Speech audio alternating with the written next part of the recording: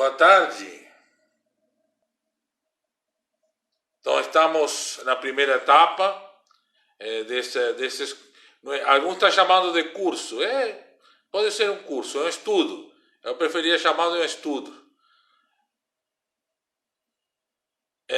Um estudo sobre esse assunto bem desafiador que o Projeto Abraço Negro, então, já colocou para nós no passado e continua colocando, né? No primeiro slide, então, eu quero primeiro deixar claro, né, ao começar o estudo, qual é o lugar de fala. Quando se trata de questões que têm a ver com preconceitos, com colonialismo, com opressões, é muito importante a gente ter claro qual é o nosso lugar de fala, de onde estamos falando. Primeiro, para dar valor, importância política, importância social ao que estamos dizendo. E segundo, para também ter a humildade de não criar novos colonialismos, né? Novas falas de sujeitos que dominam e que se acham no poder de falar sobre a vida de outras pessoas que estão sendo dominadas. Por isso eu coloco aqui que ao começar uma nova série de estudos bíblicos com uma temática antirracista e decolonial, é um grande desafio que não pretende ser nada definitivo, né? Não queremos aqui dizer como é, até porque tem outros estudos neste sentido feitos a partir da própria experiência do povo negro. Mas um ensaio crítico, desconstrutor e esperançoso que busca contribuir na libertação de pressupostos discriminatórios que excluem e visibilizam a presença e a vida das pessoas negras na construção econômica, social, política e civilizatória. Assim, assumo esta pauta com um compromisso antirracista, reconhecendo-me como homem não negro que entende que afirmar a necessidade de descolonizar as teologias é uma tarefa urgente e necessária. Então é a partir daí que a gente inicia este estudo. Aqui temos a música Um Sorriso Negro, então fica a poesia, né? E a licença para a autora, né? Que já partiu, mas que nos deixou esta poesia e esta música, né? Um sorriso negro, um abraço negro traz felicidade. Negro sem emprego fica sem sossego. Negro é a raiz da liberdade. Negro é uma cor de respeito. Negro é inspiração. Negro é silêncio e luto. Negro é a solidão. Negro que já foi escravo. Negro é a voz da verdade. Negro é destino, é amor. Negro também é saudade. Um sorriso negro. E com isso também homenageamos o projeto Abraço Negro, cujo logo está aí, da Diocese Meridional, que promove então estes e outros encontros para tratar da temática do racismo e do antirracismo, né? E claro, ao mesmo tempo do colonialismo e do decolonialismo, que estão intimamente relacionados. A abordagem do tema do racismo inexplícito. Por que inexplícito? Porque a vezes o racismo está explícito, mas muitas outras vezes, especialmente na sociedade em que vivemos hoje, ele está implícito, está na invisibilização. E aqui na questão da Bíblia aparece também implícito, porque diz assim, mesmo com boas intenções, o tema África na Bíblia, e agora vamos abordar também Mariologia Negra, é tratado com certo nível de excepcionalidade, que não deixa de evidenciar uma abordagem racista. É como se estivesse tratando algo que é raro na Bíblia. Tenho que procurar onde está a África na Bíblia, onde estão as pessoas negras, porque é uma coisa rara, é uma coisa exótica dentro da Bíblia. Então, e isto, mesmo com boas intenções, pode revelar uma abordagem racista. Como se as pessoas africanas na Bíblia fossem algumas e preferissem ser nomeadas como a mulher, ou precisassem ser nomeadas como a mulher negra do Cântico dos Cânticos, o profeta Sofonias, Simão de Cirene. Mas o que dizer de todas as pessoas do Egito, incluindo os faraós, o próprio Moisés, Miriam, Arão, e todo o povo da Etiópia, sua rainha, eunuco? Depois nós vamos falar de todos os acontecimentos, né, que nós vamos ver acontecem naquela região que inclui a África. Mais adequado seria perguntar onde estão as pessoas europeias na Bíblia. Isso sim é difícil, né? Só no Segundo Testamento, e olha lá, há poucas pessoas europeias na Bíblia, né? Mas também, por isso, dizemos que a Bíblia não é para pessoas europeias. O que estou dizendo é que a visão colonial se apropriou da Bíblia como sendo europeia, em todos os sentidos, racial, político, econômico, tal, e foi excluindo as outras pessoas, inclusive patriarcalmente também, os homens se apropriaram da Bíblia e foram excluindo as mulheres, né? E então, assim se vai construindo uma interpretação, né, machista, racista e colonialista da Bíblia. E quando a gente vai ver a Bíblia, não é assim. A Bíblia não tem essas características. Outra abordagem racista é usar a Bíblia para demonizar os cultos de matriz africana, ignorando que a fé judaico-cristã também possui matriz africana e conta, nas suas origens, com muitos elementos em comum, dos quais nós vamos falar nesta ocasião também, nesta etapa. E agora, o seguinte quadro, então, são evidências do racismo na apresentação dos contextos e na interpretação colonial dos contextos bíblicos. E vamos fazer isso em 3 pontos que agora mostro para vocês mais de perto. Tá? A geografia bíblica, então, o lugar, o espaço geográfico onde as narrativas bíblicas têm sua referência. B, as práticas culturais bíblicas. E C, a etnicidade bíblica. Sobre esses 3 assuntos nós vamos tratar nesta etapa.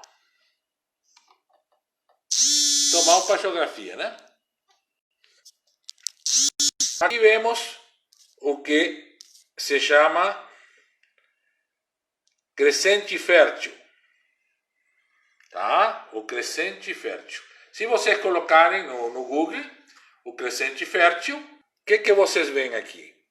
Bem, nem toda a Ásia Menor, né, uma parte da Ásia, a parte aqui da Mesopotâmia, né, que está aqui, a Mesopotâmia, a parte de cima do delta do Nilo, o delta do Nilo aqui, e uma parte do Nilo,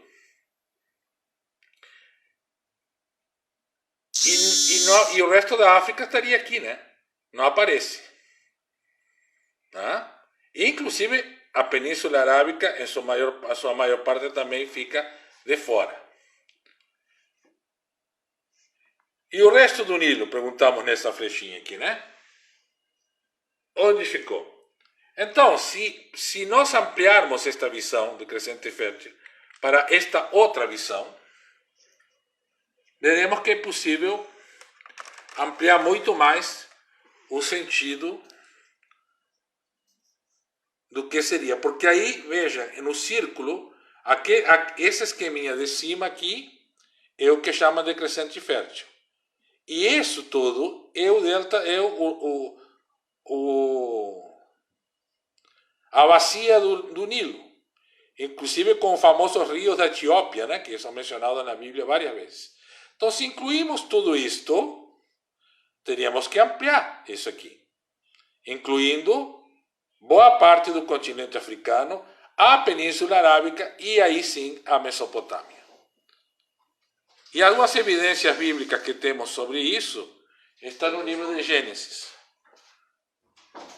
Tá? Está no livro de Gênesis, aqui no capítulo 2.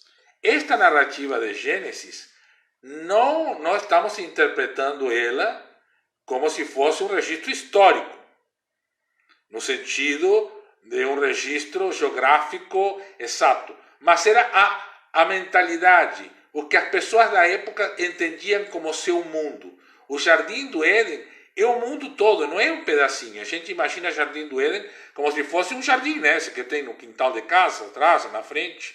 Não, o Jardim do Éden é o mundo. Tá?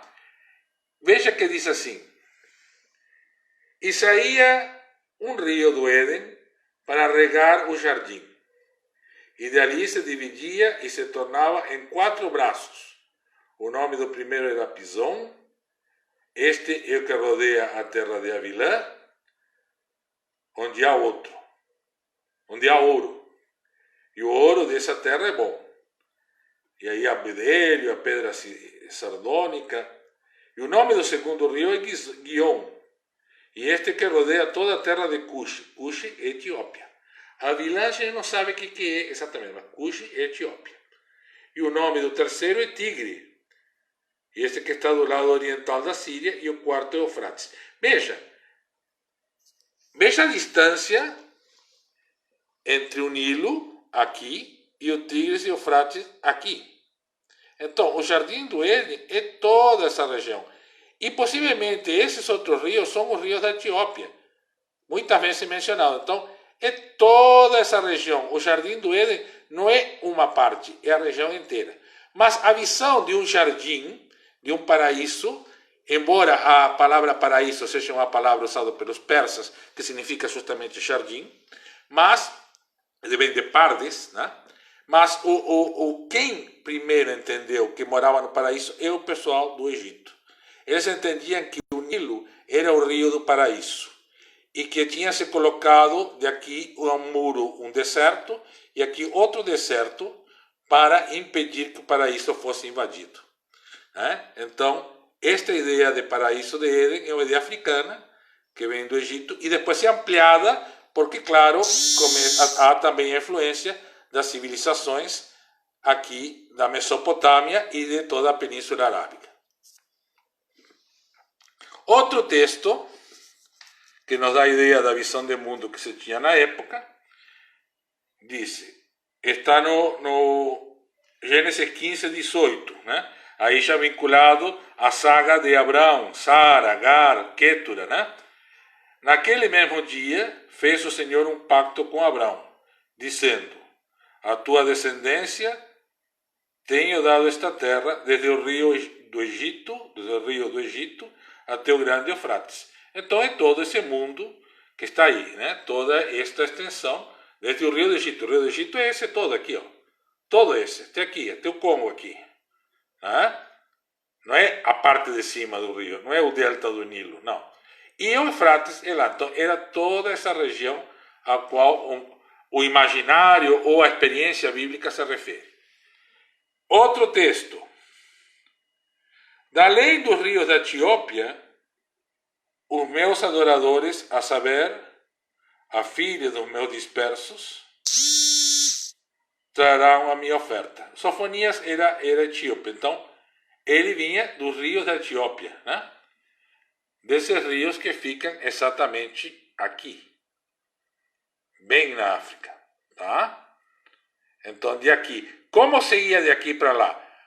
Podia ser pelo Egito, mas geralmente se ia pela Península Arábica, por aqui, tá? Por aqui que se chegava. Então, Sofonias, uma das possibilidades é que o profeta Sofonias fosse um mercador que fazia essa ida de... Esta região era muito importante porque por aqui entrava toda a mercadoria que vinha lá da Índia. Então, aqui era um lugar de comércio, né, esse estreito aqui, e de aqui se levava, então, mercadorias e se trazia mercadorias. Daí a rainha de Sabá, depois, isso nós vamos ver na próxima etapa quando vejamos o percurso. E, finalmente, a terceira citação. Quem é este que vem subindo como o Nilo, cujas águas se movem como rios? Quem é esse que vem subindo como o Nilo? Subindo como o Nilo aqui, ó, né? Todo o caminho.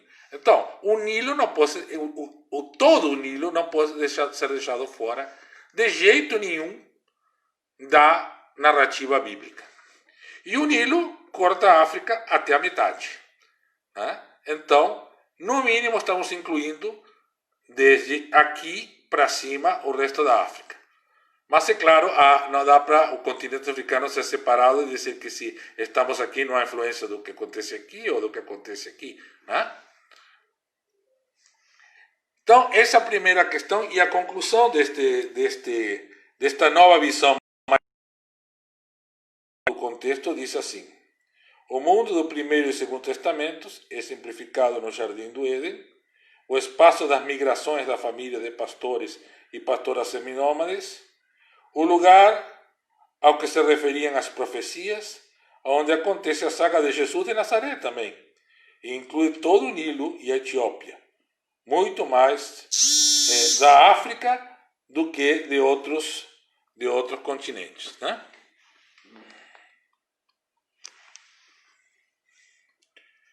Então, o mundo da africanidade e da negritude no Segundo Testamento.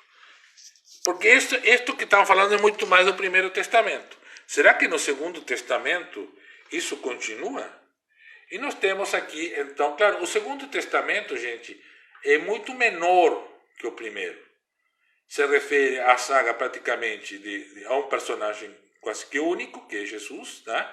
Mesmo depois nas cartas, é consequência do que Jesus fez, né? Ou disse, né? Ou o legado teológico, né? Que deixou. Então, e também de uma região que no momento do Império Romano se projeta muito mais para o norte, né? Depois nas primeiras comunidades, do que para o sul. O que não significa que na Etiópia não houvesse, depois não houver comunidades, ou no Egito mesmo, não houvessem comunidades. Mas a projeção, por causa do Império Romano, era muito mais para a Ásia Menor, e aí sim para Roma. Né? Mas, mesmo assim, veja que Jesus, segundo a tradição da comunidade de Mateus, vai para o exílio ainda criança, junto com a família, cumprindo a profecia de Oséias, né? 11:1, né? Que dizia que do Egito virá, né? O Messias. Isso está num artigo que eu tive a honra de escrever, junto com Maricel Mena Lopes, que está na revista Ribla, número 47. Aí se aprofunda bastante, inclusive vinculando com outras questões que não... Eu vou usar esse artigo na próxima etapa, com a questão do percurso. Que o percurso vai justamente como se entende toda a narrativa bíblica a partir do percurso africano, tá? Mas agora mostrando que Jesus tem raízes profundas no Egito, né? Onde vai como refugiado junto com sua família, segundo a comunidade de Mateus, que é uma comunidade muito próxima à experiência da Palestina de Jesus, né? Então, e faz questão de registrar essa questão do Egito. Ele também vai para o deserto, certamente para o lado do Sinai, né? Reproduzindo o percurso que deu origem à caminhada africana da revelação judaico-cristã. Qual é a caminhada africana? Que vem do Egito. Né? O resgate das origens da igreja, atribuído a Lucas e Teófilo, indica um encontro entre um alto funcionário da rainha Candace da Etiópia e Felipe. Atos 8, que também nós iremos ver depois com mais detalhes. Então a Etiópia não deixa de estar presente. Não se podia fazer uma narrativa da origem do cristianismo sem que a Etiópia estivesse presente, sem que o Egito estivesse presente. Então, no Segundo Testamento também a perspectiva africana está muito presente. E agora vem isto aqui é novo, quem já viu esta apresentação antes não tinha essa parte, tinha de maneira muito menos enfatizada, algumas das práticas culturais que ligam a fé bíblica à matriz africana desde o primórdio. Então, a fé bíblica é uma fé que tem matriz africana também. Né? Tem elementos claramente em comum. Então, aqui cuidado, não há ideia de apropriação. Não está se dizendo que o ritual das tradições de matriz africana é o mesmo ritual que a da religião judaico-cristã, até porque os rituais depois sofreram muitas modificações, inclusive muitas delas a partir da influência colonial europeia. Né? Então, hoje os rituais e as vestes que temos estão bem longe da origem. Inclusive, mesmo da Igreja Ortodoxa, depois tiveram uma influência helenista muito forte. Mas, mesmo assim, é possível ver elementos comuns, ver essa matriz africana em comum. E aqui temos a árvore sagrada. A árvore sagrada é um elemento importante que temos em comum. E embaixo da árvore que há oferendas. E este texto de Gênesis 18, 1 a 8, que então nos diz: depois apareceu-lhes o Senhor nos carvalhais de Manré. Carvalhais, que assim traduz Almeida, a palavra é elã. Então é uma árvore que tem nome de deusa. Tá? Então, e por isso, embaixo deve ter dado esse nome justamente pelo caráter divino, sagrado que tinha essas árvores. Estando ele sentado à porta da tenda, no calor do dia, levantou os olhos e olhou, e eis 3 homens em pé junto a ele. 3. E vendo-os, correu da porta da tenda ao seu encontro, inclinou-se à terra e disse: isso de inclinar-se à terra, né, colocar a cabeça no chão, também é uma prática comum. Só que depois o cristianismo abandonou. Eu pessoalmente gosto muito. Meu Senhor, se agora tenho achado graça a teus olhos, veja, trata os 3 como um, né? Rogo-te que não passes do teu servo, que se traga já um pouco de água e lavai os vossos pés e recostai-vos debaixo desta árvore. E trarei um bocado de pão para que esforceis o vosso coração. Depois passareis adiante, porquanto por isso chegaste a este vosso servo. Então recebe a visita, né? De 3 figuras que trata como um só. Né? Claro, depois as pessoas cristãs viram aí a Santíssima Trindade, né? Mas podia ter outras explicações em outras tradições de matriz africana. E disseram assim: faça como disseste. E Abraão apressou-se e foi a ter com Sara a tenda e disse-lhe: amassa depressa 3 medidas de flor de farinha e faça bolos. Onde que eles pediram bolos? Não, essa era a oferta que se fazia às divindades embaixo da árvore. Abraão sabia dessa oferta. Então pede para Sara cozinhar a oferta que se costumava deixar debaixo da árvore. E depois ele foi onde estavam as vacas e tomou uma vitela terna e boa e deu ao moço, que se apressou a preparar. Outro preparou e tomou manteiga de leite e a vitela que tinha preparado e pôs tudo diante deles, a oferenda ao pé da árvore. E ele estava em pé junto a eles, debaixo da árvore, e comeram. Então, no cristianismo e no judaísmo, temos feito mais esse tipo de oferta ao pé da árvore. Mas está lá o registro da matriz comum que tínhamos com as religiões de matriz africana e afro-brasileiras em particular. A serpente do deserto. Uma serpente é outro elemento, né? Que a gente sempre se lembra do relato da serpente ruim, né? Que é a serpente da árvore, porque a serpente também era um símbolo da monarquia egípcia, né?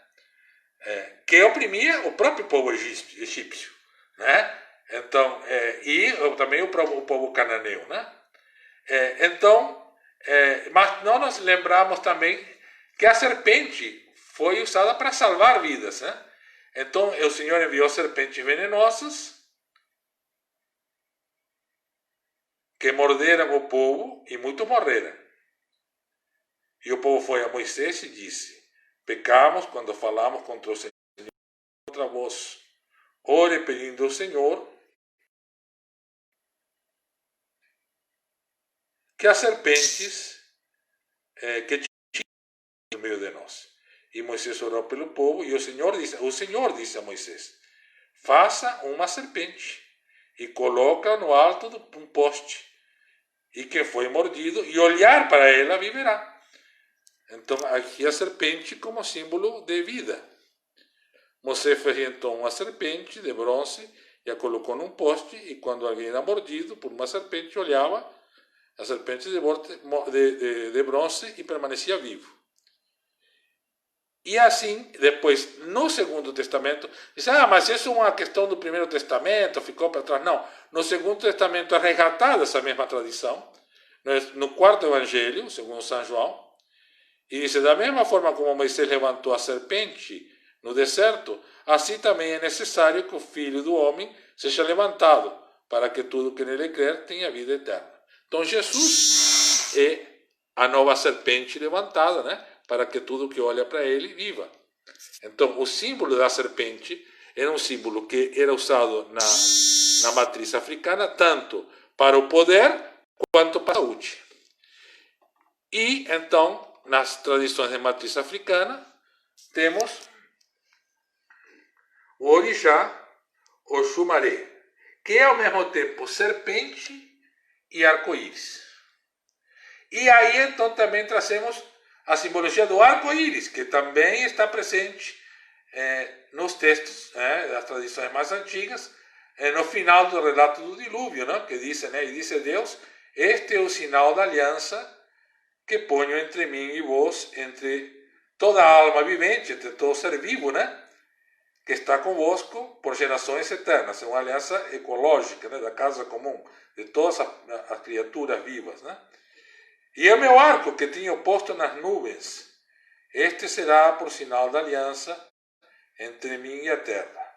E acontecerá que quando eu trouxer nuvens sobre a terra, aparecerá o arco nas nuvens.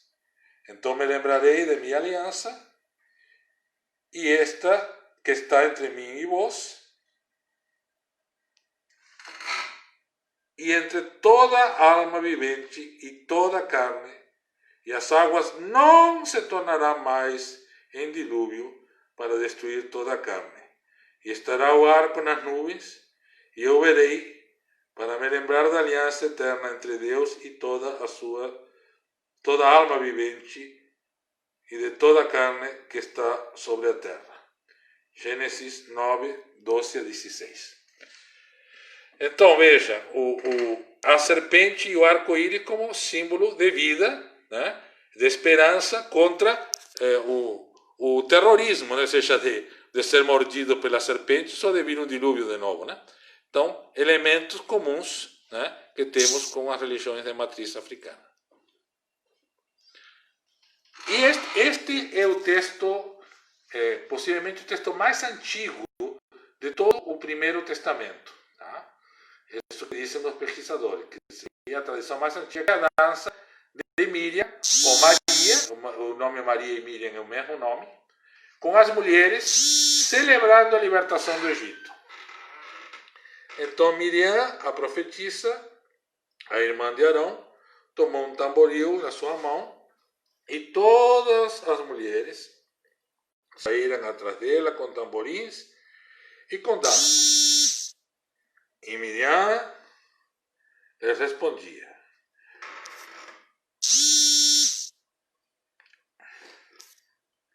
cantai ao Senhor, porque gloriosamente triunfou e lançou no mar o cavalo e seu cavaleiro. Êxodo 15, 20 e 21. E aqui as danças, né, que nós temos. Hoje estamos resgatando, né, gente, essas danças com as danças circulares. Estamos trazendo de novo a dança para dentro do sagrado cristão, né, que é muito importante. Né? Já é uma maneira também de celebrando da visão colonialista, né, que era uma visão do poder hierárquico, né, onde o povo não podia se alegrar e dançar na presença de Deus, né? Porque Deus tinha que representar o que tinha o poder. Deus tinha que ser uma figura de terror, né? Ou tem que ser ainda uma figura de terror, né? Para que o povo fique sumisso, né? Enquanto com a dança, não, Deus É ao contrário, é motivo de alegria, né? De dança, de celebração do povo, né? Com suas próprias músicas e seus próprios instrumentos musicais. Então, mais um elemento. E vejam, está vendo que como, ao a gente fazer este exercício de procurar nossas raízes africanas na fé judaico-cristã, a fé vai se mostrando seu lado mais popular, seu lado mais sincero, seu lado mais verdadeiro, seu lado que está mais enraizado, né, na experiência do povo. E vai questionando uma religiosidade feita para manter uma estrutura de poder, né? Uma religiosidade que celebra o poder. Aqui se celebra a vida, a alegria, né? Então, é por isso que resgatar as raízes africanas da Bíblia não é uma questão de combater o racismo e o colonialismo, mas também de habilitar a nossa própria fé e a nossa prática religiosa para libertar todos e todas nós, né? Libertar a nossa fé, né? Permitir que nossa fé possa se manifestar com total liberdade, alegria e espontaneidade, né? Isso a gente vê muito nos cultos negros dos Estados Unidos, né? De onde veio o pentecostalismo, inclusive, né? Lá, nesses cultos, se dança muito, se canta muito, né? Porque as pessoas negras proibidas lá de manter a sua religiosidade conforme a sua própria matriz, então incorporaram o cristianismo e lhe deram a feição africana, né? Então, por isso vemos nesses cultos dos Estados Unidos, das igrejas das pessoas negras, que eram inclusive segregadas, então as pessoas negras só podiam cultuar junto com pessoas negras, né? Então, elas não proibiam as pessoas brancas, mas as pessoas brancas proibiam elas de estar junto, né? Então, a dança, né, e o canto sempre foram muito importantes, um elemento comum muito forte. E aqui, o batismo com água. O batismo, a gente pode dizer, esse aqui é um desenho feito, né, na visão africana do batismo de Jesus, né? Tem uma coleção toda de desenhos, né, que colocam, então, toda a saga bíblica a partir, e principalmente do Segundo Testamento, a partir da visão afro, né? E aqui temos um batismo num terreiro,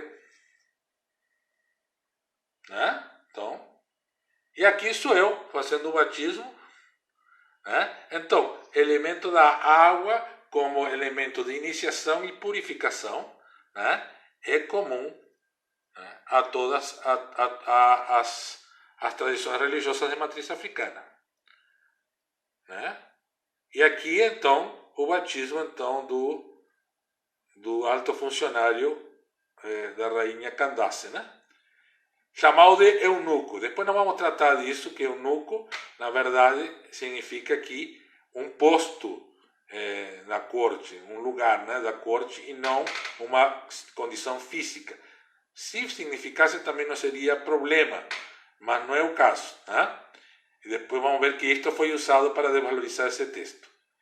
Então, caminhando, chegaram ao pé de pé de alguma água, e disse o eunuco: eis aqui água, o que impede que eu seja batizado? E disse Felipe: é lícito, se crês em tudo, de todo o coração. E respondeu, ele disse: creio que Jesus Cristo é o Filho de Deus. Essa declaração, gente, é a declaração feita pelo apóstolo Pedro e por Marta, né? Quando foi a ressurreição de Lázaro, segundo o evangelho da comunidade de João, né? Então, é a declaração de fé profunda, né? E mandou parar a carroça, o carro, e desceram, e ambos na água, e tanto Felipe como o eunuco, e o batizou. Então, o batismo como outro elemento comum, elemento da água como rito de iniciação e purificação.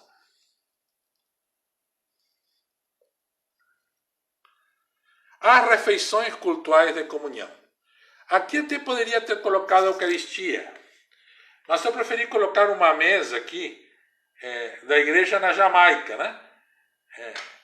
E veja, nossas comunidades não se contentam só com aquele pouquinho de pão e aquele vinho o suco de uva, né, que é usado na comunhão. Não, isso vai além, né? A mesa da Eucaristia é a mesa de todas as mesas, né? Então, ela vem de nossas mesas e se volta para a mesa da partilha, do ágape, né? Então, aqui vemos então uma visão, né, africana. E aqui as comidas típicas das tradições de matriz africana também servidas. Então, a refeição como elemento de comunhão é um elemento comum também que temos, né? E bem popular, né? Bem popular. O povo, né, adora sentir comunhão quando está na mesma mesa e se sentem em comunhão entre si e com as divindades, né? Também, ao mesmo tempo. Os tambores e cantos. À frente estão os cantores, depois os músicos, e com eles vão as jovens tocando tamborins. As jovens é que tocavam tambores, né? Na tradição judaica antiga, né? Como vimos Miriam e as mulheres antes. Né? Aqui, em uma igreja ortodoxa, onde os tambores estão de novo presentes com jovens, homens. Né? E nós temos dificuldade em colocar tambores. Vejam, a bateria é mais aceita nas nossas celebrações, porque ela tem um tom do colonizador. É, digamos assim, é uma criação do colonizador a partir dos elementos de percussão de muitos povos colonizados. Agora, tambores diretos, né, como atabaques, né, ou esses outros tambores aqui, é mais difícil de ver em nossas congregações. Por quê? Porque a nossa mentalidade colonizada nos impede de ver o tambor como elemento do sagrado, quando sempre esteve presente. Né? Famoso Salmo 150, no versículo 4, né? Louvem-no com tamborins e danças, louvem-no com instrumentos de corda e com flautas. Né? Então, o louvor, né? No Novo Testamento não se fala de tamborins, mas se fala de louvor. Mas também não se fala que o tamborim tinha nada de mal. Né? Então, possivelmente era usado também, só que não aparece diretamente nos textos mencionados. Né? Mas a fé cristã é a continuação desta fé judaica, e em nenhum momento se diz que o tambor seria qualquer elemento ruim ou não sagrado. Né? Depois a mentalidade colonialista o coloca como não sagrado, embora o use na questão militar, né? Mas dentro da igreja o coloca como não sagrado por medo a que, como é um elemento extremamente popular, né? A que ele expresse, né, essa espiritualidade popular forte, né? Que o tambor traz. Né? Então, os tambores, sim, fazem parte também da tradição judaico-cristã, né? Lamentavelmente invadidos pela mesma mentalidade racista e colonialista.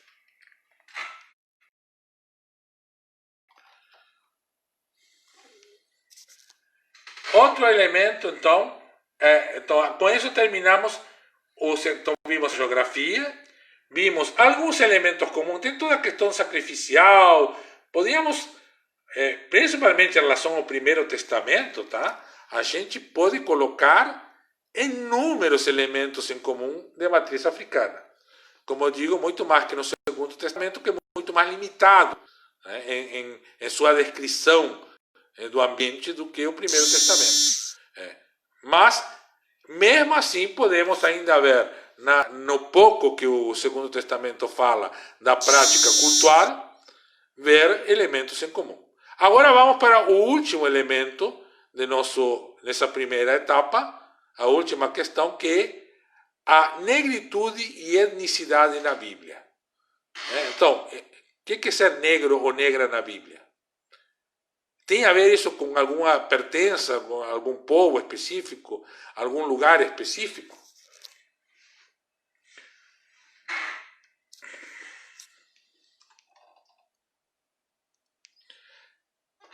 E aí vem uma interpretação racista a partir da pele não negra.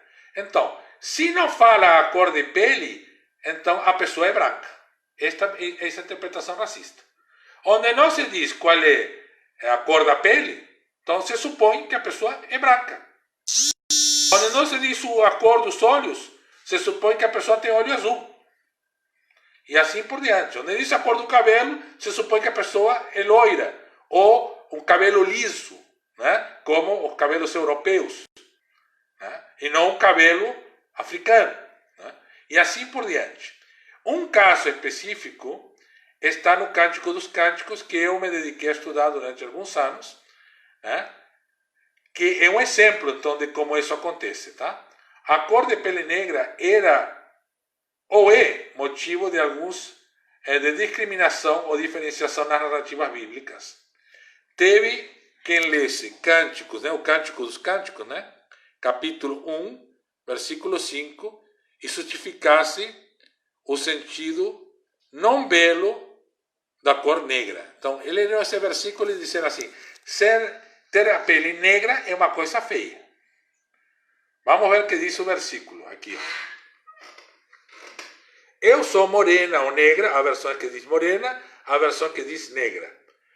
Porém, formosa. Então, eu sou negra, mas que é uma coisa feia, mas mesmo assim eu sou bonita. Ó filhas de Jerusalém. Como as tendas de Quedar, como as cortinhas de Salomão. Né? Isso numa leitura racista, colonialista, está ótimo.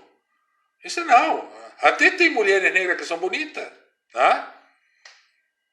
Assim que se pensa na visão colonialista racista. Né?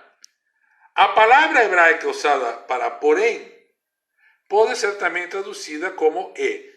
Então pode ser uma conjunção, né? Que pode ser adversativa ou não. Né? Então, o próximo versículo seria eu sou negra, porém formosa, ou eu sou negra e formosa. Eu sou negra e bonita. E vamos ver o que diz o próximo versículo, né? Tá? Na visão branca igual bela. Parecia justificar, né? A tradição acima. Diz assim: não olhes para eu ser negra ou morena, porque o sol resplandecerá sobre mim, e os filhos de minha mãe indignaram-se contra mim, e puseram por guarda das vinhas, e a minha vinha, porém, não guardei. Então, o que diz a interpretação racista e colonialista desse versículo? Diz, tá, o que aconteceu foi o seguinte: nós temos aqui uma mulher branca, que por isso era bonita, que por causa de ter ficado exposta ao sol, nas vinhas onde os filhos da mãe, ou seja, os irmãos, né, a colocaram, ficou negra ou morena. E então ela justifica ter ficado negra porque não conseguiu se cuidar do sol. Né? E está tranquilo, a gente ouve essa interpretação e fica tranquilo. É isso mesmo. Não, não é isso mesmo. Seria a negritude causada pelo sol que retirou a beleza natural desta jovem branca?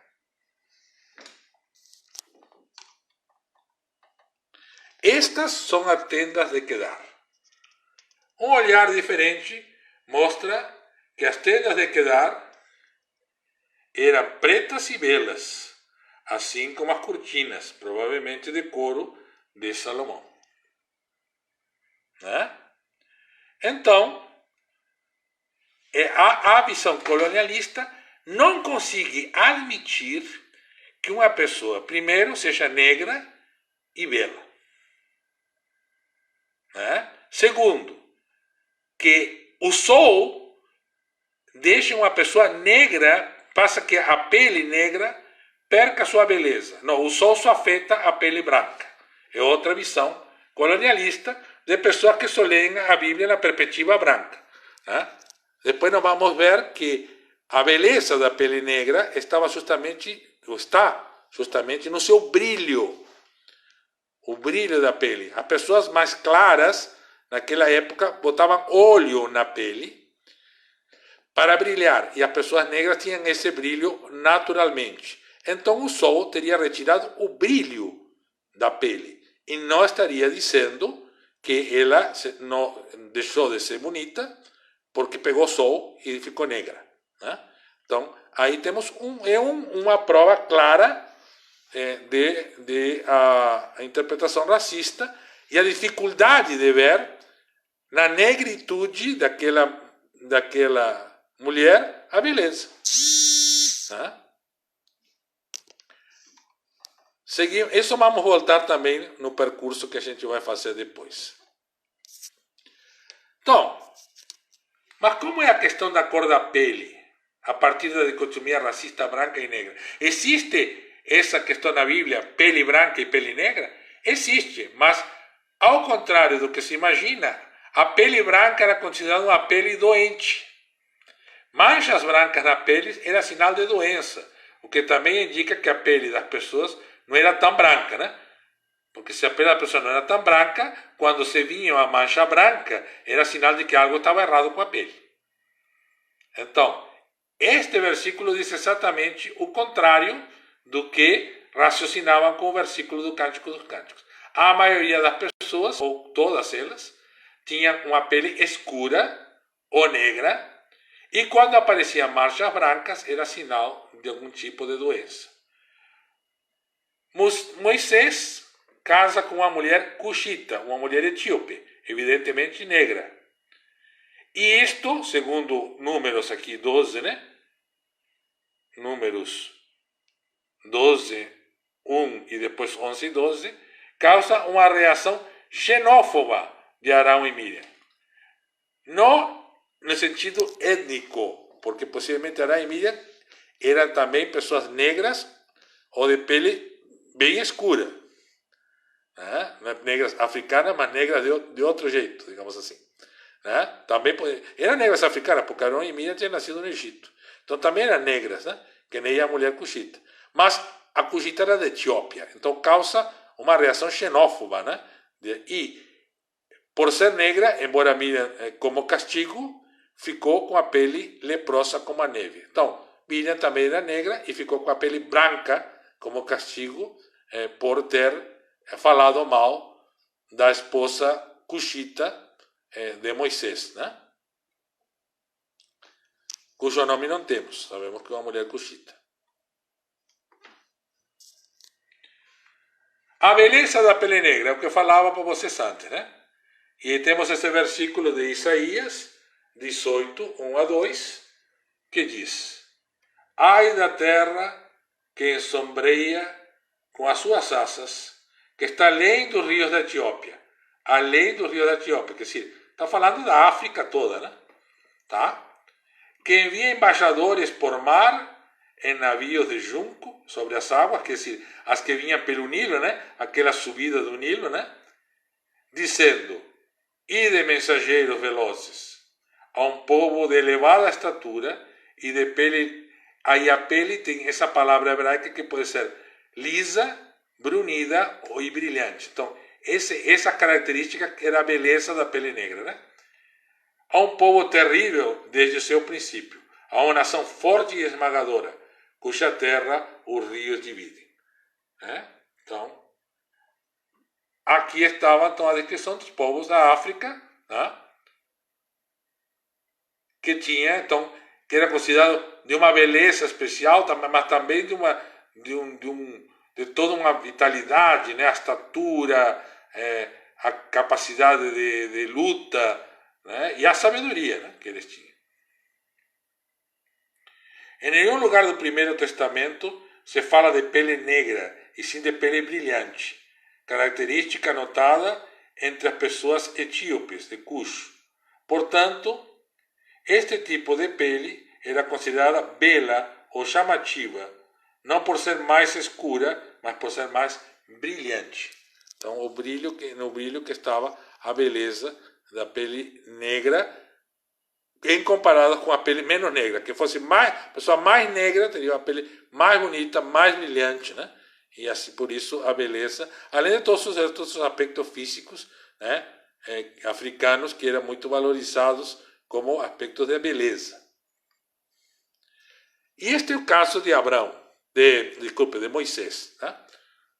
Que vocês estão vendo aí, né? Se eu mostrasse essa foto para vocês, essa foto nesse desenho, né? Para vocês, né? Você que ia dizer assim, o que tem aqui? É um egípcio, né? Dá para ver. Sim, é um egípcio. Eu diria assim, pode este egípcio ser Moisés? Já não, Moisés era contra o Egito. Né? Era contra os egípcios. E aí entra a visão colonialista, né? Colocar o povo hebreu contra os egípcios. Não, dentro do povo hebreu havia egípcios. Havia egípcios explorados pelo seu próprio povo. Né? E Moisés, tanto que Moisés tinha sido criado entre os egípcios como egípcio. Quando Moisés está fugindo, né, depois de ter matado o capataz, vieram pastores e expulsaram as filhas de Jetro, de onde estavam, e Moisés, porém, levantou-se e as defendeu, e deu de beber ao rebanho. E voltando elas, a Reuel, ou Jetro, né, outro nome para Jetro, sogro de Moisés, seu pai, ela disse, porque ele lhe disse a ela, né? Por que hoje tornaste tão depressa, voltaste tão depressa? E ela disse, um egípcio nos livrou das mãos dos pastores e também nos tirou da água, nos tirou água em abundância e deu de beber ao rebanho. Um homem egípcio. Este pode ser Moisés, né? E tem estudos sobre todos os levitas, quer dizer, os descendentes de Arão, Moisés e Miriam, que eram egípcios.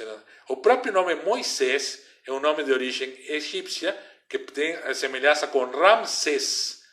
Este nome, né? Tumsés. Msés significa filho de. Então Moisés significaria o filho, o nosso filho, o filho né, nosso. Então, esse é mais um elemento sobre a cor da pele. Quando você fala egípcio, você fala pessoa negra. E aí tem muitas, então, pessoas negras nessa história. Quais são as bases, então, da interpretação racista, colonialista, que inclui a negritude, a africanidade, a escravidão? Então, o que aconteceu, né? Se existem todos esses elementos, né, que não só não justificam uma interpretação racista, mas vinculam a Bíblia com o continente africano e com as pessoas negras, de onde que veio essa interpretação racista colonialista? E agora vamos falar um pouco mais de história que de Bíblia, porque não veio da Bíblia, veio justamente da história colonial, da história da opressão dos povos colonizadores sobre os outros povos. De aí que veio. Tá?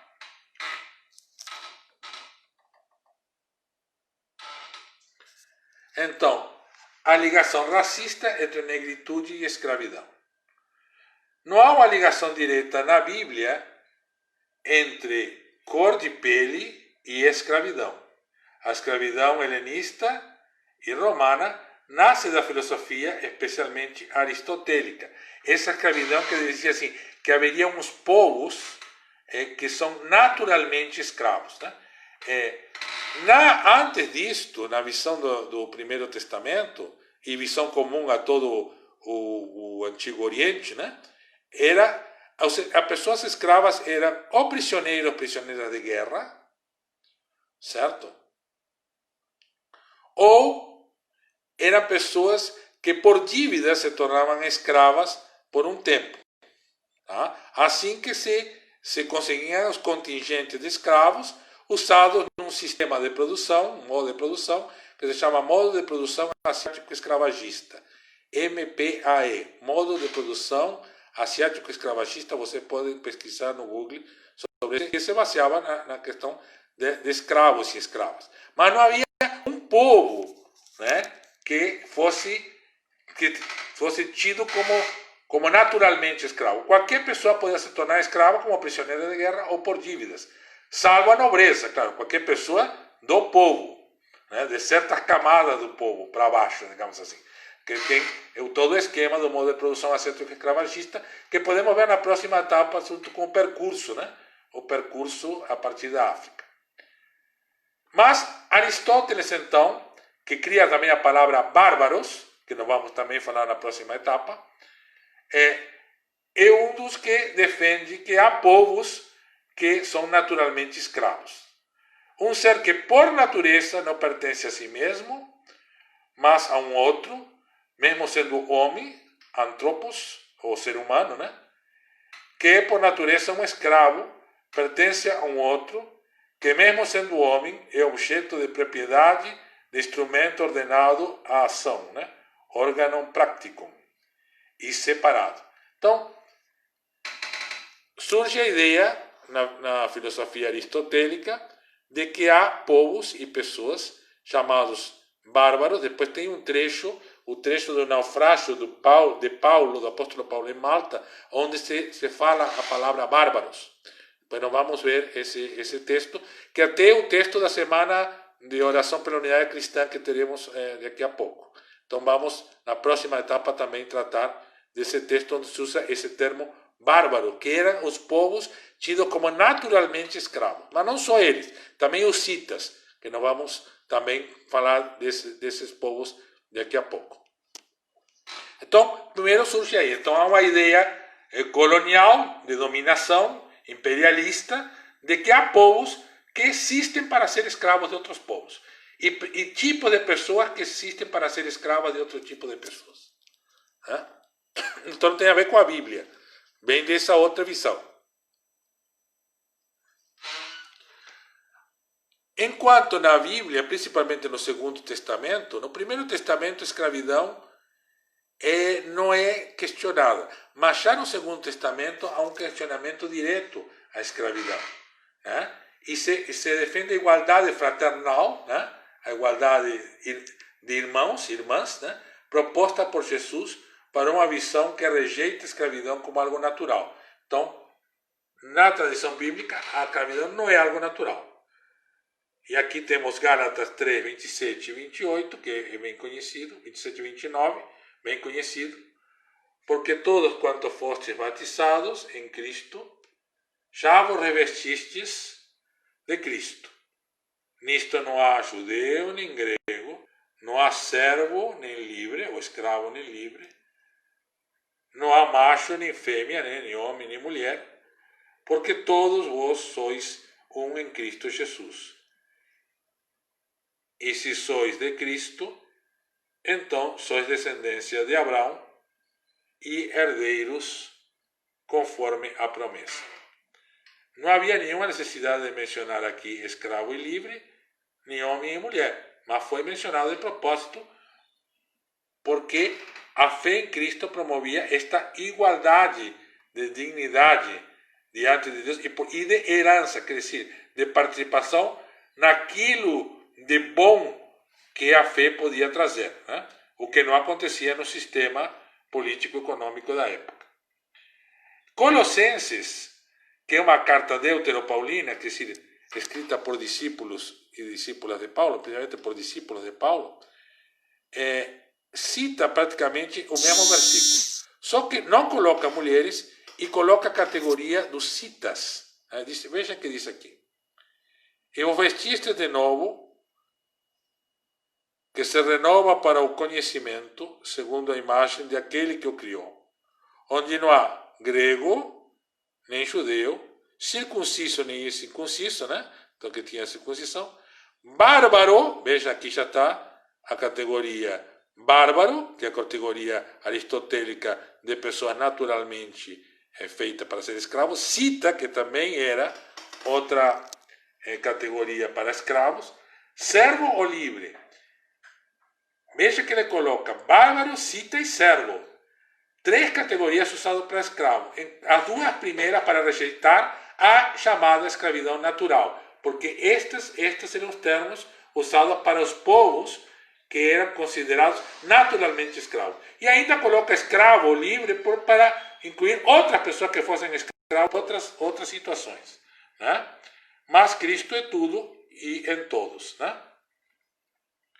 Então, na versão, embora não inclua mulheres, insiste em nomear as pessoas citas e bárbaras, né? As citas são do leste europeu, ou eslavos, cuja palavra significa justamente escravos, indo contra o racismo, né? Ou contra o racismo aplicado à escravidão natural. Não já como escravos, aqui esse Filemão, né? Filemão é uma carta escrita a um dono de escravo, vou explicar agora depois. Não já como escravos, antes mais do que servo, como irmão amado, particularmente de mim, e quanto mais de ti, assim na carne como no Senhor. Assim, pois, se me tens por companheiro, recebe-o como a mim mesmo. Então, este se tratava de Onésimo. Onésimo foge de Filemão para ser solidário com Paulo na prisão. E, agora vendo o perigo, né? Paulo sentiu que ele podia estar em perigo, Paulo lhe pede que volte, mas exige que seja acolhido como irmão, não mais como escravo. Na carne e no Senhor, quer dizer, em tudo. Né? Então, não há, no Segundo Testamento, qualquer justificativa a qualquer tipo de escravidão natural. Embora ainda vai se tolerando a outros tipos de escravidão, mas sempre como algo a ser superado, porque em Cristo não há nenhum tipo de escravidão.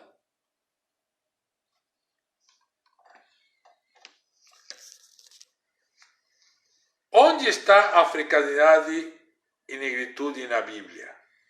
Então, concluindo esta parte da etnicidade, né? Não devemos esperar que todo o texto explicite a origem étnica de alguma pessoa para afirmar que era negra ou tinha algum vínculo com o continente africano. Não devemos esperar. Por que não devemos esperar? Porque é natural que tenha. Então, o fato de a gente sejamos pessoas não negras, ou pessoas indígenas, ou de qualquer outra origem étnica, pretender que todas as pessoas, quando não se fala que sua origem étnica são europeias ou brancas, é o âmago da leitura racista e colonialista, né? Quando não devemos imaginar isso, mas o contrário, né? Não seria, pelo contrário, muito menos provável que as pessoas presentes nas narrativas tenham características europeias, né? O rosto da colonização? Então, é muito mais provável que a pessoa tenha rostos e feições mais negras africanas do que tenham afeições dos colonizadores e das colonizadoras, né? E aqui nós temos, então, uma reconstrução científica da possível aparência de Jesus. Jesus seria assim? Não sei. Mas as características das pessoas que moravam na época de Jesus e no território onde Jesus morava, o colocaria mais próximo, muito mais próximo disto, que evidentemente disto, que é a iconografia dominante colonial. De um lado e do outro lado. Por quê? Por que querem que vejamos Jesus assim? Porque o vemos como colonizador. Jesus é o que dá poder ao colonizador. E se vemos Jesus assim, o que pensamos? Vemos Jesus como as vítimas da colonização. Então, por isso, não se aceita, né, ou não se usa esta iconografia, ou parece estranha esta iconografia, quando esta outra, que é mais estranha, é que parece natural. Jesus, então, é uma criança refugiada na África. Então, no percurso de Jesus, segundo a comunidade de Mateus, Jesus, segundo a tradição da comunidade de Mateus, vai para o exílio ainda criança, junto com sua família, cumprindo a profecia de Oseias, profeta do Reino do Norte, e vai para o exílio no Egito. Esse tem aquele artigo que já falei, que fiz com a Maricel Mena Lopes, onde a gente fala dessa questão, e vamos voltar na próxima etapa no percurso. Então, Jesus, também na narrativa de Jesus, Egito não podia ficar de fora. E aqui já falamos da chegada do Evangelho à Etiópia a partir de um peregrino judeu negro, alto funcionário da rainha. Os resgates das origens da igreja, atribuído a Lucas e Teófilo, indicam o encontro entre um alto funcionário da rainha da Candace, da Etiópia, e Felipe. Por que eu troquei eunuco por alto funcionário? Porque um eunuco jamais poderia levar oferendas ao templo de Jerusalém. Havia uma proibição direta disso. Então, eunuco aqui não se refere à condição física, mas ao cargo que ocupava na corte da rainha Candace da Etiópia. Tá? E aqui nós vemos então, aqui diz claramente que ele estava indo levando oferta, né? Levantou-se e foi, e é que um homem etíope, alto funcionário, eunuco diz no texto, né? Mordomo-mor de Candace, rainha dos etíopes, o qual era superintendente de todos os tesouros e tinha ido a Jerusalém para adoração. Então, tinha adorado Jesus no templo de Jerusalém. Um eunuco, fisicamente eunuco, um homem castrado, não poderia fazer isso. Não porque ser castrado fosse um problema em si, mas porque isto foi usado para desvalorizar este texto. Né? Aí, misturando leitura racista, colonialista com a patriarcal. Né? E então, aí, o batismo que já citamos, né? Quando Felipe, ele pergunta se é lícito, né? Se diz que é lícito ser batizado se crê de todo o coração, ele declara a fé e é batizado. Vamos voltar para esse texto na próxima etapa. Então, de onde vêm as origens colonialistas da ideologia da escravidão negra na interpretação da Bíblia? Esta é uma das muitas figuras que temos, né? Se olhar para esse quadro do ponto de vista colonialista, tu dirá, ai, que bonito, né? Os homens brancos, né? Religiosos, né? Acolhendo as crianças negras, né? Tal, né?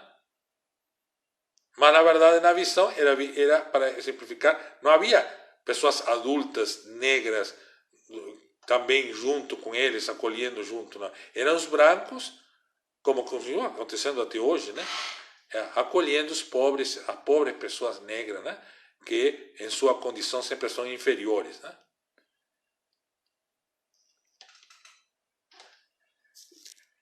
O racismo e colonialismo europeu na interpretação bíblica têm seus primórdios, seus primeiros argumentos, né? Para a submissão de outros povos pelas dinastias, né? Cristãs, que vieram por meio da bula papal Dum Diversas, de 1452, e com isso legitimava-se a escravidão dos infiéis e a conquista e a vassalagem com o objetivo de conversão ao cristianismo. Quer dizer, você entendia que tu escravizava e aí se tornava escravos cristãos. Então, embora exploradas, pessoas exploradas, maltratadas, mortas, exauridas, pela tortura de um trabalho forçado, morriam cristãs. Então já estavam salvas por isso, né? Otorgamos através dessas autoridades, né, apostólicas, até o Papa, né, a permissão plena e livre para invadir, buscar e subjugar sarracenos, aqui podem incluir todos os muçulmanos, pagãos e outros incrédulos infiéis inimigos de Cristo, onde quer que se encontrem, assim como seus reinos, ducados, condados, principados e outros bens, para reduzir suas pessoas à escravidão eterna. Assim o Papa, então, justifica, então, que a escravidão, né, possa ser feita pelos reis, caso Afonso, né, o rei Afonso de Portugal, mas também pelos outros, né.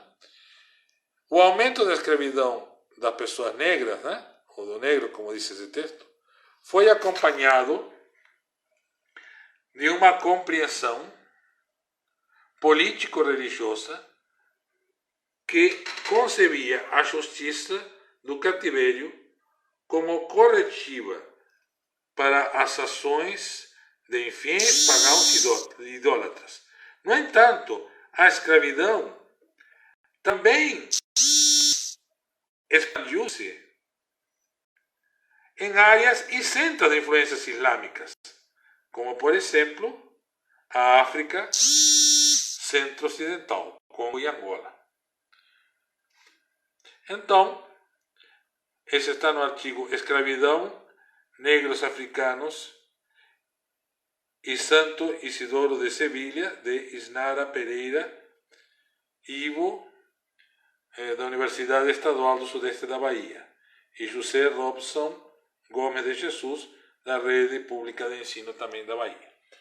Então eles colocam que as origens do racismo não tem a ver com a Bíblia, tem a ver com o interesse colonial para subjugar povos e roubar as suas riquezas, se apropriar das suas riquezas. E então a escravidão permitia isto e ao mesmo tempo se apropriar da mão de obra, né, destas pessoas para o trabalho forçado, né, que enriquecia estas pessoas colonialistas e imperialistas.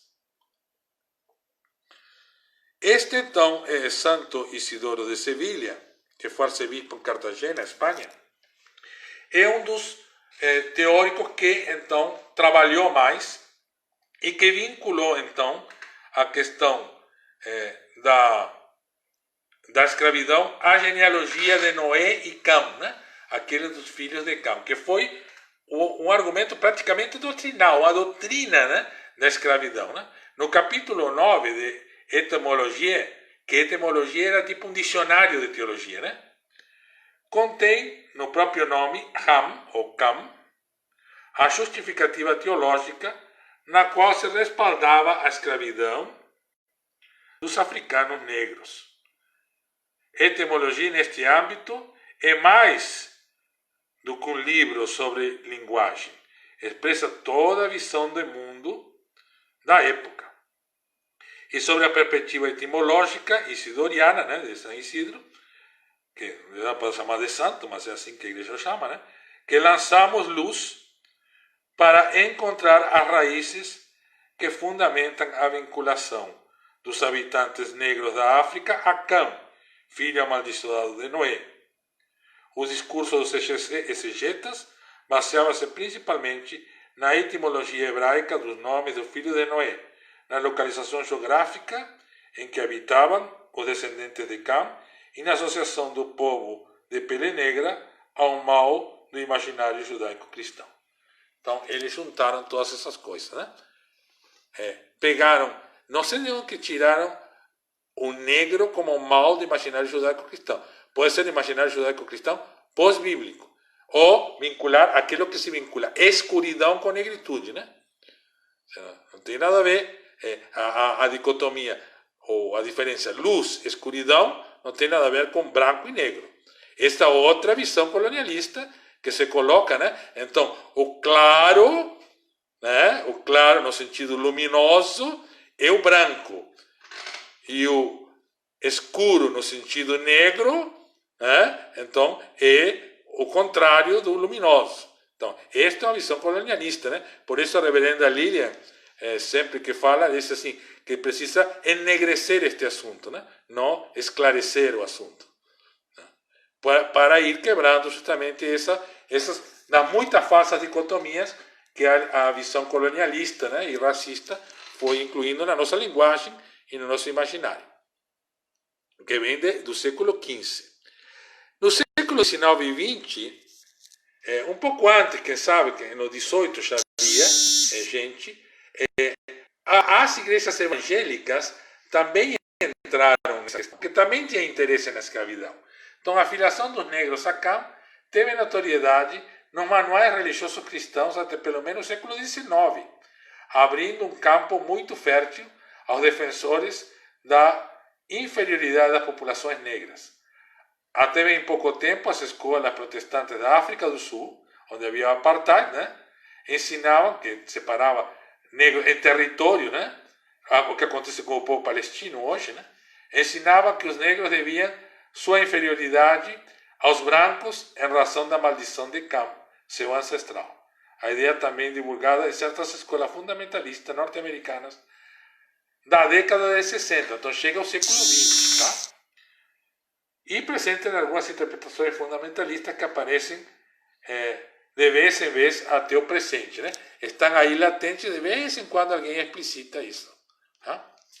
Mas, para não dizer que não fomos procurar a nossa própria parte, né, da tradição anglicana, nos Estados Unidos, país reconhecidamente escravagista, né, houve também episcopais, né, que deram suporte ao regime colonial e escravagista. E aqui vem desse texto, um texto em inglês, Escolas Corner se chama, né? Que fala justamente sobre a participação da Igreja Episcopal dos Estados Unidos na justificativa da escravidão.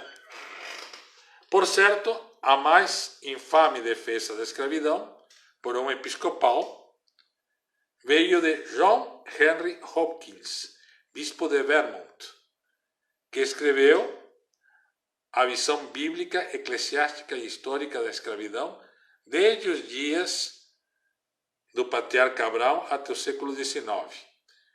Nova York, 1864, século XIX, né? E várias outras peças que defendem a escravidão. Então, este Hopkins fez exatamente o contrário do que vamos fazer na próxima etapa. Fazer um percurso desde Abraão e ir mostrando que não, né? que a raiz profundamente africana, né, dos acontecimentos fundantes e a superação da escravidão, e não a sua justificação. Mas este homem, este teólogo, fez. Né? A mesma publicação indica que havia clérigos episcopais que eram donos de escravos. Né? E há registro de batismo da paróquia da Graça Divina em Viamão, onde eu fui pároco. Depois temos que resgatar esse registro, né? Onde constam pessoas batizadas apenas com um nome próprio ou apenas com a classificação de negro ou negra. Então, os negros e negras, mesmo quando batizados, não tinham direito a ter um nome, muito menos um sobrenome, né? Como as pessoas brancas. Então, eram batizadas, mas não eram considerados iguais. Eram considerados inferiores.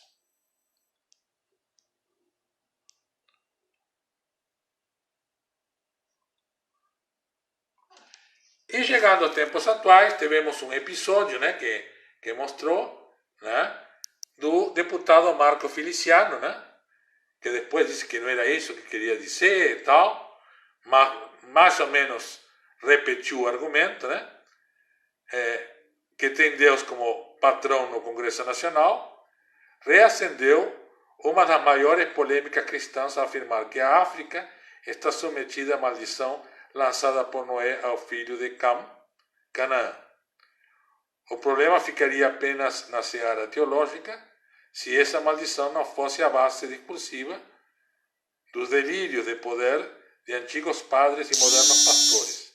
A maldição de Cam, que fez Canaã ficar negro por castigo similar ao que acontecera com Caim, foi o que respaldou em 1455 a promulgação da Bula Romana, Romanos Pontífices, e a escravização e exploração da África pelo Reino de Portugal. Essa mesma maldição não permite, em algumas congregações, que homens negros sejam ordenados clérigos. Tá? Este é um artigo, né? Um artigo que saiu na Globo, inclusive, naquela época, né? Tá? Mostrando que, então, ainda existe isto explicitamente na mentalidade de pessoas cristãs brancas, né, que defendem um cristianismo comprometido com o racismo e com o colonialismo, o que justifica o racismo e o colonialismo. E aqui eu trouxe este outro artigo que eu intitulei A Rejeição Evangélica à Interpretação Racista e ao Colonialismo. Então, de fato, o Marco Feliciano, ou as pessoas que pensam como ele, não representam toda a tradição evangélica. Né? Então, também dentro da tradição evangélica, e evangelical especificamente, ou pentecostal, neopentecostal, houve uma reação contra essa afirmação de Marco Feliciano. E aqui tem a reação. E a reação é muito interessante, porque ela nos mostra como realmente essa interpretação não tem a ver com a Bíblia, mas com o sistema colonialista e imperialista de exploração das pessoas.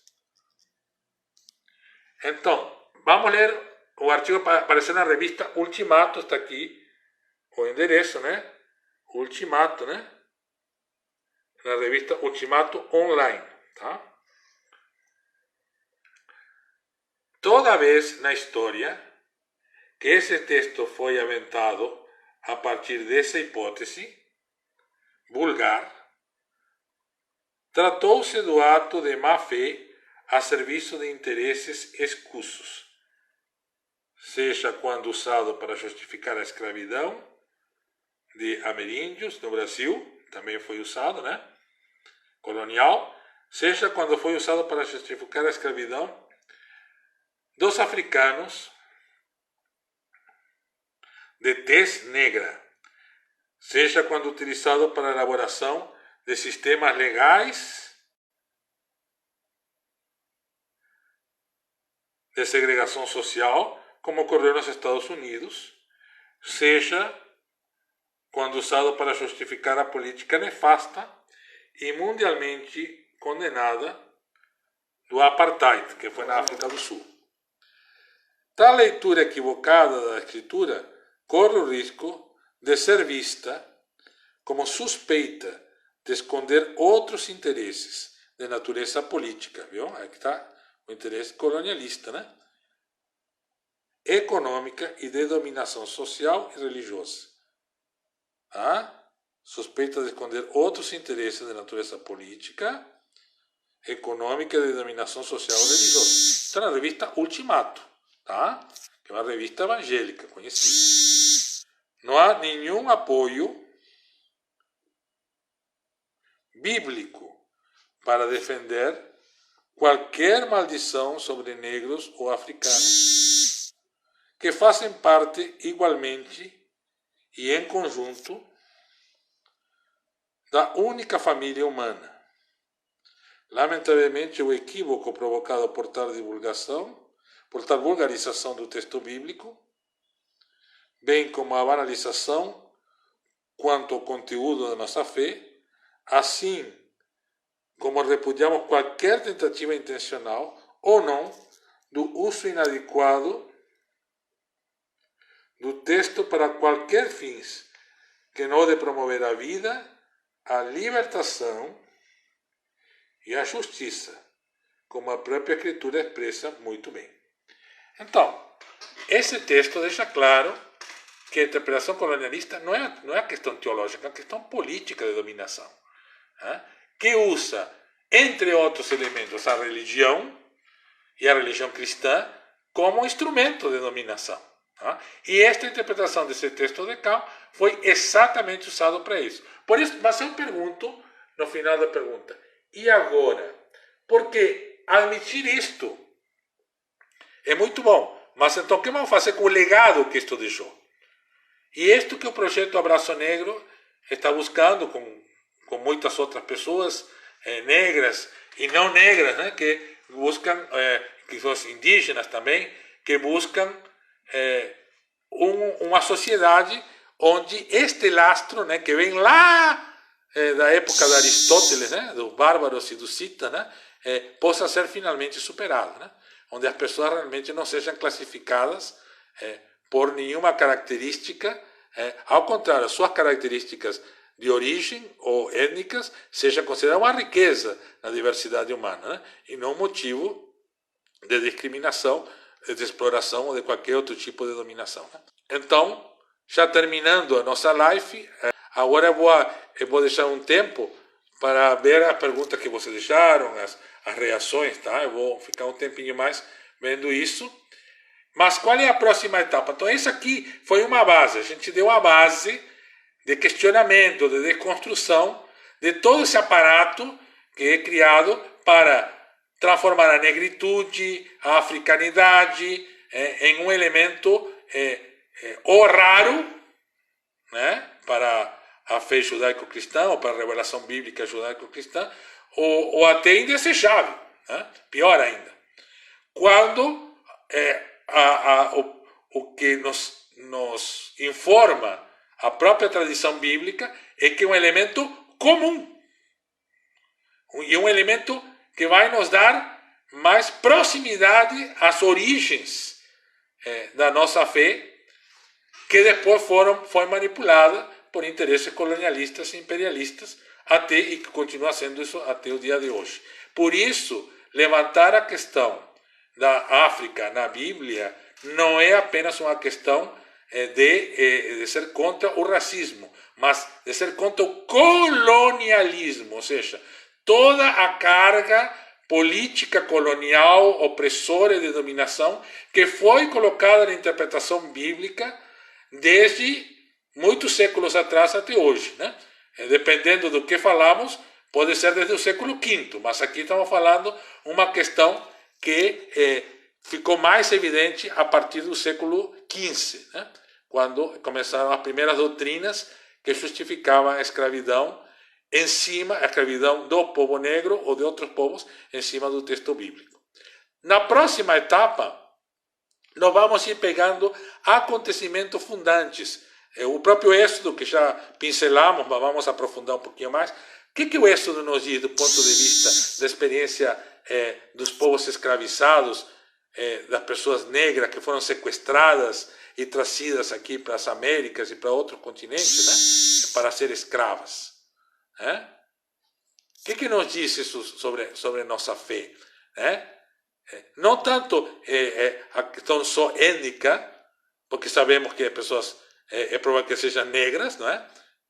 Mas a questão do que traz como conteúdo teológico, e que isto tem a ver com a situação das pessoas hoje vítimas do racismo, do genocídio, né, do povo negro que acontece aqui no Brasil, das guerras que são promovidas na África, né, por interesses colonialistas até hoje, né, e assim por diante, de todos esses males que esta visão colonial e racista, e também patriarcal, evidentemente, trouxe para nós. E aí vamos buscar elementos para uma narrativa antirracista e decolonial de uma revelação divina que tem um povo escravizado como protagonista. Certo, gente? O material estará disponível para... Sim, então, vamos expor o material. Muita gente preocupada também com a questão de se o material vai estar à disposição, porque realmente algumas pessoas tiveram dificuldade também com a forma como tive que fazer, né? Que mais temos aqui?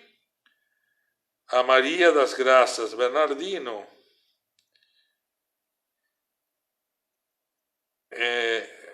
diz assim: minha força é meu canto, é o Senhor a salvação. Ele está citando um salmo, né? Então, cantemos a Deus que nos libertou. Cavalos e carros no mar afogou.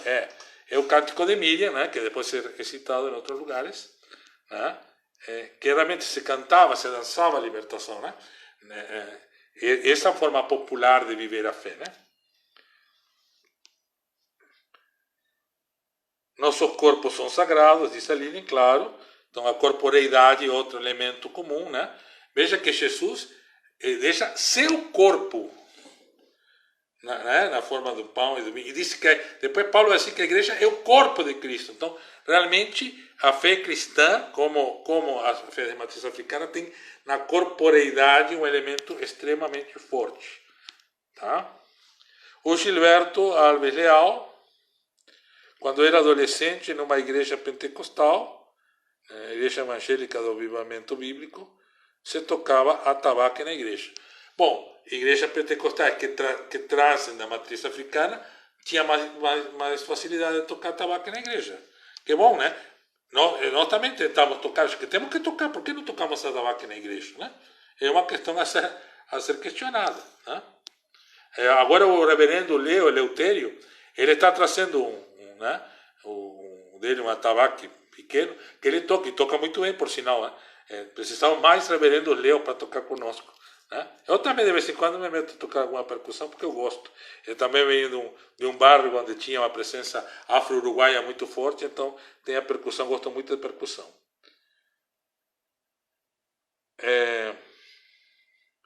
A comensalidade, então, outro elemento, então, a comensalidade que nós tocamos, na verdade, elementos comuns. Veja, então, não se trata aqui de fazer uma questão contra o racismo. Não, é justamente libertar a nossa teologia para resgatar a riqueza que temos em comum. A riqueza que temos que as religiões de matriz africana preservaram, que muitas vezes nós, na nossa fé judaico-cristã, perdemos. Também isso. Né? Então, há esse intercâmbio de fé, né? Que quando, na versão colonialista, as pessoas de matriz africana foram obrigadas a assimilar elementos da fé colonial para poder se defender. Né? Aqui, elementos sincréticos que aí assimilaram e integraram, como a Umbanda muito fortemente tem, e nos Estados Unidos muito mais, porque se transformaram em igrejas cristãs de matriz africana, né? Podemos dizer. Né? A verdade, a interpretação racista está arraigada em todos os setores da nossa sociedade. Que bom que temos no anglicanismo um acolhimento de nossa ancestralidade. Essa diz a Rochelle, que já falei, que esteve conosco. Bom, gente, o anglicanismo, cuidado com o anglicanismo, tá? Eu já mostrei aí a questão daqueles sacerdotes episcopais dos Estados Unidos que justificavam o racismo em publicações, com teologia, como os outros faziam, como as outras pessoas faziam. E ainda a igreja anglicana é uma igreja que tem muitos elementos colonialistas. Tá? Eu estive na Inglaterra, me lembro, na Irlanda, na verdade. Estava na Irlanda do Norte, tá? Sentado numa mesa e todo mundo falando da rainha, porque a rainha é isso, porque a rainha é aquilo. Eu disse assim, eu sou anglicano e sou contra a monarquia, sou contra a rainha. Acho que não deve existir monarquia, nem poder hereditário nenhum, né? E sou contra tudo que o Império Britânico fez de dominação no mundo. Né? E sou anglicano.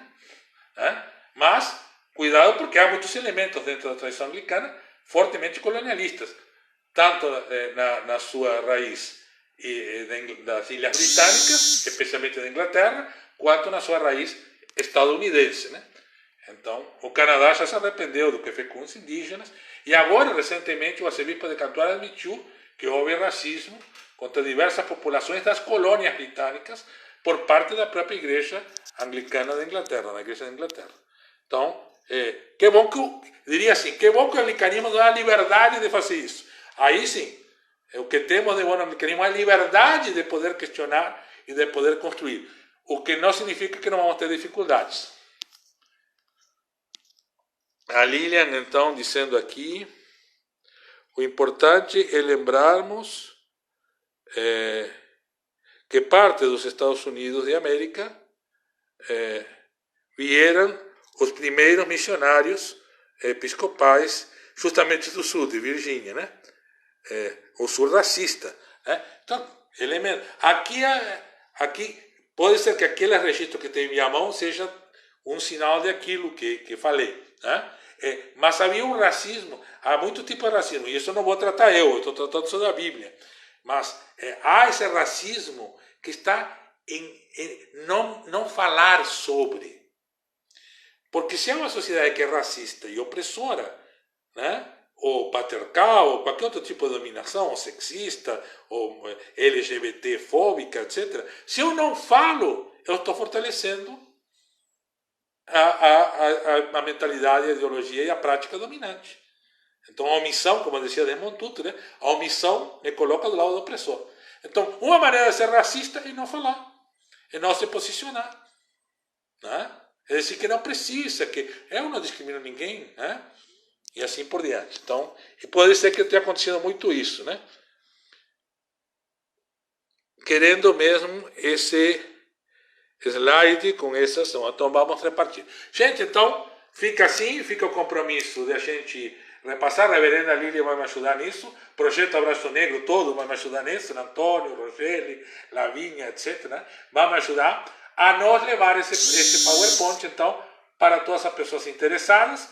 E na próxima quarta-feira, nos encontramos na segunda etapa, que terá como tema o percurso da revelação judaico-cristã a partir da África. Então, vamos começar um percurso com o ponto de partida na África. Né? E vamos ver como vemos o percurso quando o vemos desse ponto de vista. Não rezamos também no início, mas eu quero, com a licença de todas as ancestralidades, de todas e todos vocês, e da minha também, desejar a cada uma e a cada um as bênçãos da Divina Ruá, deste Deus materno e paterno, Deus que nos trouxe a fraternidade e a sororidade em Jesus e a colocou como elemento transformador. Que possamos, a partir do abraço negro, do sorriso negro, estabelecer realmente a igreja como um instrumento de superação do racismo e do colonialismo. Que possamos assumir pessoalmente e coletivamente este compromisso e que possamos seguir em frente para uma sociedade onde todas as pessoas sejam igualmente dignas. Fiquem com Deus e até a próxima quarta. Fiquem em casa e se tiver que sair, use máscara, se tiver que sair. E se tiver que sair e usar máscara, mantenha a distância ainda, de 1,5 metro, 2 metros entre as pessoas, para nós podermos vencer esta pandemia e seguir caminhando junto com todas as pessoas que lutam por um mundo melhor, para uma sociedade como Deus quer, como o Deus libertador, como o Deus que ama a todas as pessoas quer. Até a próxima quarta. E que Deus abençoe cada um e cada uma de vocês.